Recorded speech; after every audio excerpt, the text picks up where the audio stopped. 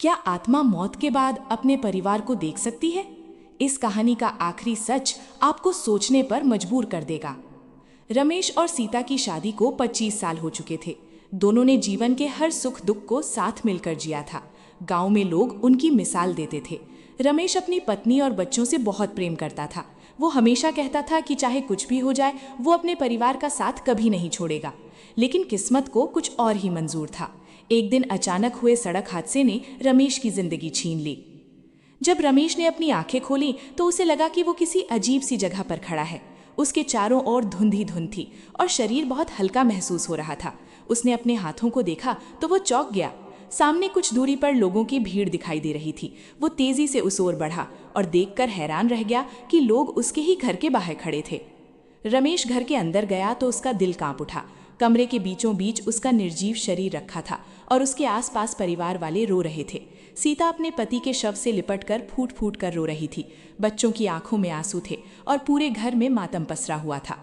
रमेश उन्हें देख रहा था, लेकिन कोई उसे देख नहीं पा रहा था। वो बार बार पुकार रहा था, मगर उसकी आवाज़ किसी तक नहीं पहुंच रही थी। अपनी पत्नी की हालत देखकर रमेश की आत्मा बेचैन हो उठी। उसे एहसास हो गया कि उसकी मृत्यु हो चुकी है।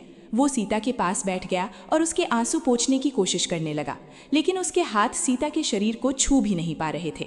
ये देखकर उसे बहुत दुख हुआ। वो पहली बार समझ रहा था कि मृत्यु के बाद इंसान कितना असहाय हो जाता है। इसी बीच उसे अपने पीछे किसी की मौजूदगी महसूस हुई। उसने मुड़कर देखा तो सफ़ेद वस्त्र पहने एक वृद्ध व्यक्ति खड़ा था। उसके चेहरे पर अजीब सा तेज था। वृद्ध ने शांत स्वर में कहा, रमेश, तुम्हारा धरती पर समय समाप्त हो चुका है। अब तुम्हें आगे की यात्रा के लिए तैयार होना होगा। रमेश घबरा गया और बोला, लेकिन मैं अपने परिवार को छोड़कर नहीं जा सकता। वृद्ध मुस्कुराए और बोले, हर आत्मा मृत्यु के बाद सबसे पहले वहीं जाती है जहां उसका सबसे गहरा प्रेम और सबसे मजबूत लगाव होता है। तुम्हारा मन अभी अपनी पत्नी और परिवार में अटका हुआ है, इसीलिए तुम्हारी आत्मा सबसे पहले यहीं आई है। लेकिन तुम्हें अभी बहुत कुछ देखना और समझना बाकी है। ये सुनकर रमेश सोच में पड़ गया। उसे लग रहा था कि उसकी यात्रा अभी शुरू हुई है और आगे कुछ ऐसा होने वाला है जो उसकी पूरी सोच बदल देगा। रमेश उस रहस्यमयी वृद्ध की बात सुनकर गहरी सोच में डूब गया। उसकी नज़र बार बार सीता पर जा रही थी, जो अभी भी रोते रोते थक चुकी थी। घर में आए रिश्तेदार उसे संभालने की कोशिश कर रहे थे, लेकिन उसके दिल का दर्द कोई नहीं समझ पा रहा था।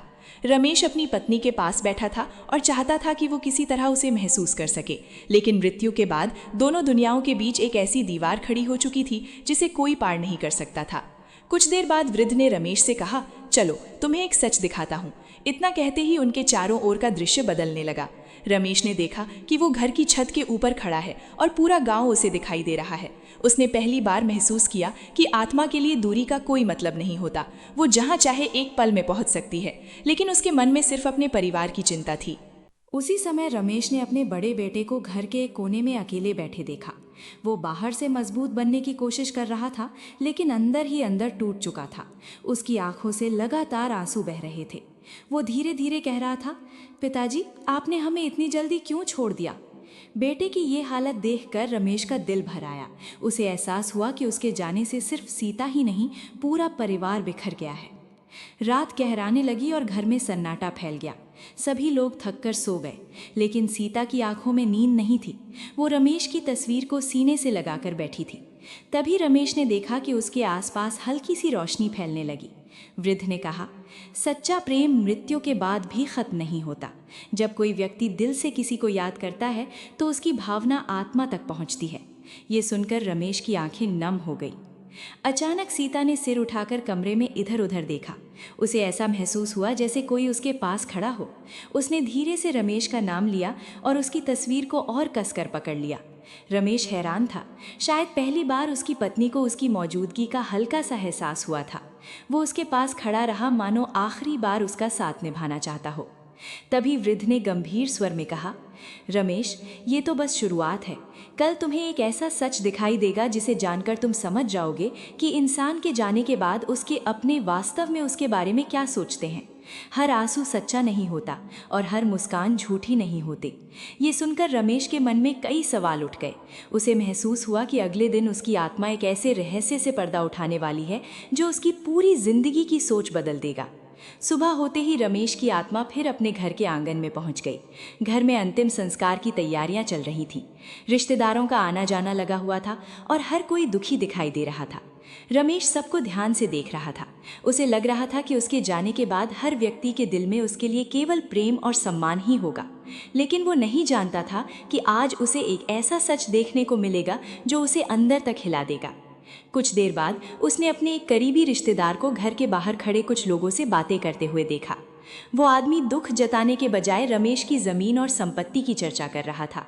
उसके चेहरे पर दुख कम और लालच ज़्यादा दिखाई दे रहा था। रमेश ये देखकर हैरान रह गया। जिस इंसान पर उसने हमेशा भरोसा किया था, वही उसकी गैर मौजूदगी में स्वार्थ की बातें कर रहा था। उसकी आत्मा को गहरा आघात पहुंचा। रमेश ने आगे बढ़कर घर के दूसरे हिस्से में देखा। वहाँ कुछ लोग उसकी अच्छाइयों की बातें कर रहे थे। वे बता रहे थे कि कैसे रमेश ने ज़रूरतमंदों की मदद की थी और कितने लोगों के दुख के समय उनके साथ खड़ा रहा था। ये सुनकर रमेश को थोड़ी शांति मिली।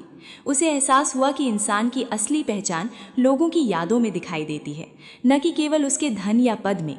इसी बीच उसकी नज़र अपनी पत्नी सीता पर पड़ी। वो रात भर नहीं सोई थी और लगातार रो रही थी, लेकिन उसके आंसुओं के पीछे सिर्फ दुख नहीं था, उसके मन में एक डर भी था। वो सोच रही थी कि अब बच्चों की जिम्मेदारी कैसे निभाएगी, घर कैसे चलेगा और जीवन की कठिन राहों पर अकेले कैसे आगे बढ़ेगी। रमेश पहली बार अपनी पत्नी के मन का वो दर्द देख रहा था जिसे वो जीते जी कभी पूरी तरह समझ नहीं पाया था। वृद्ध फिर उसके पास आए और बोले, देख रहे हो रमेश, मृत्यु के बाद इंसान को लोगों के चेहरे नहीं, उनके दिल दिखाई देते हैं। कोई तुम्हारे लिए रो रहा है क्योंकि वो तुमसे प्रेम करता था, और कोई इसलिए दुखी है क्योंकि उसे अपने स्वार्थ पूरे होते नहीं दिख रहे। यही संसार का नियम है। रमेश चुपचाप सब सुनता रहा। अब उसकी आंखों से भ्रम का पर्दा हटने लगा था। तभी अचानक वृद्ध ने आसमान की ओर इशारा किया। वहां दूर एक चमकती हुई रोशनी दिखाई दे रही थी। वृद्ध ने गंभीर स्वर में कहा, तुम्हारे पास अभी थोड़ा समय और है, लेकिन उस रोशनी तक पहुंचने से पहले तुम्हें एक आखिरी इच्छा और एक अधूरा सच पूरा करना होगा। वही तय करेगा कि तुम्हारी आत्मा को शांति मिलेगी या नहीं। ये सुनकर रमेश के मन में बेचैनी बढ़ गई। उसे समझ नहीं आ रहा था कि वो अधूरा सच आखिर क्या है। वृद्ध की बात सुनकर रमेश की आत्मा बेचैन हो उठी। वो बार बार सोचने लगा कि आखिर उसकी कौन सी इच्छा अधूरी रह गई थी। उसने तो हमेशा अपने परिवार के लिए मेहनत की थी और हर जिम्मेदारी निभाने की कोशिश की थी। फिर ऐसा कौन सा सच था जो उससे छिपा हुआ था? उसके मन में उठ रहे सवालों का जवाब शायद अब मिलने वाला था। वृद्ध उसे लेकर घर के एक पुराने कमरे में पहुंचे। ये वही कमरा था जहां रमेश अपने ज़रूरी कागज़ और सामान रखा करता था। कमरे में उसकी पत्नी सीता अकेली बैठी थी। उसके हाथ में एक पुराना लिफाफा था जिसे वो बार बार देख रही थी। उसके चेहरे पर दुख के साथ साथ किसी गहरे रहस्य का बोझ भी साफ दिखाई दे रहा था। रमेश हैरान था क्योंकि उसने वो लिफाफा पहले कभी नहीं देखा था। कुछ देर बाद सीता ने कांपते हाथों से वो लिफाफा खोला। उसके अंदर एक पुरानी चिट्ठी थी। वो चिट्ठी रमेश के पिता ने कई साल पहले लिखी थी। उसमें एक ऐसा राज छिपा था जिसे परिवार के किसी सदस्य ने कभी नहीं जाना था। चिट्ठी में लिखा था कि रमेश के पिता ने अपने जीवन में एक बड़ी गलती की थी और उसका बोझ वो मरते दम तक अपने दिल में लेकर चले गए। उन्होंने ये सच केवल सीता को बताया था। रमेश ध्यान से सब पढ़ने लगा। उसे पता चला कि उसके पिता ने अपनी ज़मीन का एक हिस्सा अपने छोटे भाई के नाम करने का वादा किया था, लेकिन परिस्थितियों के कारण वो वादा पूरा नहीं कर पाए। इसी कारण दोनों भाइयों के बीच दूरी आ गई थी। रमेश के पिता चाहते थे कि एक दिन उनका बेटा इस रिश्ते को फिर से जोड़ दे, लेकिन ये बात कभी रमेश तक पहुंच ही नहीं पाई। ये जानकर रमेश स्तब्ध रह गया। सीता की आंखों से आंसू बहने लगे। उसने धीरे से कहा, मैंने कई बार तुम्हें ये सच बताने की सोची थी, लेकिन हर बार डर गई। मुझे लगा कहीं पुराने घाव फिर से न खुल जाएं।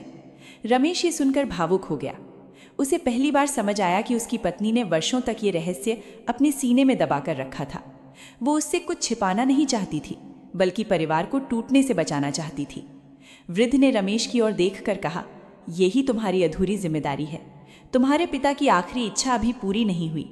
जब तक परिवार के टूटे हुए रिश्ते नहीं जुड़ेंगे, तुम्हारे मन को सच्ची शांति नहीं मिलेगी। रमेश ने महसूस किया कि मृत्यु के बाद भी कुछ रिश्ते और कुछ वादे इंसान का पीछा नहीं छोड़ते। उसकी आत्मा अब अपने परिवार को एक करने की ठान चुकी थी। उसी समय कमरे में एक तेज प्रकाश फैलने लगा। वृद्ध ने कहा, समय बहुत कम है रमेश, तुम्हें जल्द ही निर्णय लेना होगा।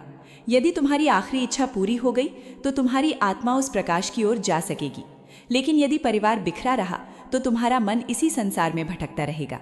ये सुनकर रमेश की बेचैनी और बढ़ गई। अब उसकी पूरी उम्मीद अपने परिवार पर टिकी हुई थी। रमेश की आत्मा अब केवल एक ही बात सोच रही थी, किसी भी तरह परिवार के टूटे हुए रिश्तों को जोड़ना है। वृद्ध की बात उसके मन में बार बार गूंज रही थी। समय तेजी से बीत रहा था और वो जानता था कि उसके पास ज्यादा अवसर नहीं बचे हैं। वो अपने चाचा और परिवार के बाकी लोगों को देख रहा था जो वर्षों की नाराजगी के कारण एक दूसरे से दूर हो चुके थे। रमेश चाहता था कि उसके पिता की आखिरी इच्छा पूरी हो जाए। उस रात घर में सभी लोग थके हुए थे। सीता भी रोते रोते सो गई। तभी रमेश की आत्मा ने देखा कि उसकी पत्नी एक अजीब सपना देख रही है। सपने में रमेश उसके सामने खड़ा था। उसके चेहरे पर वही मुस्कान थी जिसे सीता हमेशा पसंद करती थी। उसने धीरे से कहा, सीता, अब सच को छिपाकर मत रखो, परिवार को एक कर दो, यही मेरी आखिरी इच्छा है। सपना इतना सजीव था कि सीता घबराकर नींद से जाग उठी। सुबह होते ही सीता ने एक बड़ा फैसला किया। उसने पूरे परिवार को घर बुलाया। रमेश के चाचा भी वहां आए, जिनसे कई वर्षों से बातचीत लगभग बंद थी। सभी के सामने सीता ने वो पुरानी चिट्ठी निकालकर रख दी। कमरे में सन्नाटा छा गया। हर कोई ध्यान से उसकी बातें सुनने लगा। सीता ने कांपती आवाज में वो रहस्य सबको बता दिया जो इतने वर्षों से उसके दिल में दबा हुआ था। चिट्ठी पढ़ते पढ़ते रमेश के चाचा की आंखें भर आईं। उन्हें पहली बार पता चला कि उनके बड़े भाई ने उन्हें कभी धोखा नहीं दिया था। हालात ने उन्हें मजबूर कर दिया था। उनकी नाराजगी धीरे धीरे पिघलने लगी। उन्होंने सीता और बच्चों की ओर देखा और कहा, मैंने इतने साल गलत फहमी में गुजार दिए, अब इस परिवार को और टूटने नहीं दूंगा। ये सुनते ही घर का माहौल बदलने लगा। रमेश की आत्मा ये सब देखकर भावुक हो उठी। उसने देखा कि उसके चाचा ने आगे बढ़कर उसके बड़े बेटे को गले लगा लिया। बरसों की दूरी कुछ ही पलों में मिटती दिखाई दे रही थी। घर में मौजूद कई लोगों की आंखों से आंसू बह रहे थे, लेकिन इस बार ये आंसू दुख के नहीं बल्कि रिश्तों के फिर से जुड़ने की खुशी के थे। रमेश को लग रहा था कि उसके दिल का सबसे बड़ा बोझ अब हल्का हो रहा है। तभी अचानक वही दिव्य प्रकाश फिर से दिखाई दिया। वृद्ध उसके सामने प्रकट हुए और मुस्कुराकर बोले, रमेश, तुम्हारी अधूरी जिम्मेदारी पूरी हो चुकी है। तुम्हारे पिता की इच्छा भी पूरी हुई और परिवार भी एक हो गया। अब तुम्हारी आत्मा को आगे बढ़ने का समय आ गया है। रमेश ने आखिरी बार अपने परिवार की ओर देखा। उसके मन में अब कोई पछतावा नहीं था, केवल प्रेम और संतोष था। रमेश ने अपने परिवार को आखिरी बार देखा। घर में अब पहले जैसी बेचैनी नहीं थी। वर्षों पुरानी गलतफहमियां दूर हो चुकी थीं और टूटे हुए रिश्ते फिर से जुड़ गए थे। सीता के चेहरे पर दुख तो था, लेकिन उसके साथ एक अजीब सी शांति भी दिखाई दे रही थी। रमेश को महसूस हुआ कि उसकी सबसे बड़ी जिम्मेदारी पूरी हो चुकी है। अब उसके मन में कोई बोझ नहीं बचा था। वृद्ध ने रमेश से कहा, हर आत्मा को ये अवसर नहीं मिलता कि वो अपने अधूरे काम पूरे कर सके। तुम्हें ये अवसर इसलिए मिला क्योंकि तुम्हारे मन में स्वार्थ नहीं, केवल अपने परिवार के लिए प्रेम था। रमेश ने विनम्रता से सिर झुका लिया। उसे अब समझ आने लगा कि जीवन का असली मूल्य धन दौलत में नहीं बल्कि रिश्तों और प्रेम में होता है। यही चीजें मृत्यु के बाद भी आत्मा के साथ रहती हैं। धीरे धीरे वो दिव्य प्रकाश और अधिक चमकने लगा। उसके भीतर से एक ऐसी शांति निकल रही थी जिसे शब्दों में बयान करना मुश्किल था। रमेश को लग रहा था जैसे उसके सारे दुख, चिंताएं और भय समाप्त होते जा रहे हों। उसके मन में अब केवल अपने परिवार की खुशियों की कामना थी। उसने ईश्वर से प्रार्थना की कि सीता और बच्चे हमेशा सुरक्षित और सुखी रहें। उसी समय सीता अपने कमरे में बैठी रमेश की तस्वीर देख रही थी। अचानक उसे ऐसा महसूस हुआ जैसे कोई उसके सिर पर स्नेह से हाथ फेर रहा हो। उसके दिल में एक अनोखी शांति उतर आई। उसने आंसू पोंछे और तस्वीर की ओर देखकर मुस्कुरा दी। शायद वो समझ चुकी थी कि रमेश अब दुख में नहीं बल्कि शांति में है। ये उनकी आत्माओं के बीच आखिरी मौन संवाद था। रमेश ने अपने बच्चों को भी देखा। वे एक दूसरे का सहारा बन चुके थे। परिवार अब पहले से ज्यादा मजबूत दिखाई दे रहा था। उसे एहसास हुआ कि सच्चा प्रेम कभी समाप्त नहीं होता। शरीर भले ही नष्ट हो जाए, लेकिन प्रेम, यादें और अच्छे कर्म लोगों के दिलों में हमेशा जीवित रहते हैं। यही इंसान की सबसे बड़ी विरासत होती है। वृद्ध ने मुस्कुराते हुए कहा, अब समय आ गया है। रमेश ने एक बार फिर अपने घर, अपनी पत्नी और अपने बच्चों को प्रेम भरी नजरों से देखा। फिर वो उस दिव्य प्रकाश की ओर बढ़ने लगा। जैसे जैसे वो आगे बढ़ रहा था, उसके चारों ओर उजाला फैलता जा रहा था। कुछ ही क्षणों में उसकी आत्मा उस प्रकाश में विलीन हो गई और उसे वो शांति मिल गई जिसकी तलाश हर आत्मा को होती है। उस दिन के बाद सीता जब भी रमेश को याद करती, उसके दिल में दर्द के साथ साथ एक सुकून भी होता। उसे विश्वास था कि सच्चे प्रेम का रिश्ता मृत्यु से भी बड़ा होता है, और शायद यही कारण है कि मरने के बाद पति की आत्मा सबसे पहले उसी के पास जाती है जिससे उसने अपने जीवन में सबसे अधिक प्रेम किया हो। समाप्त।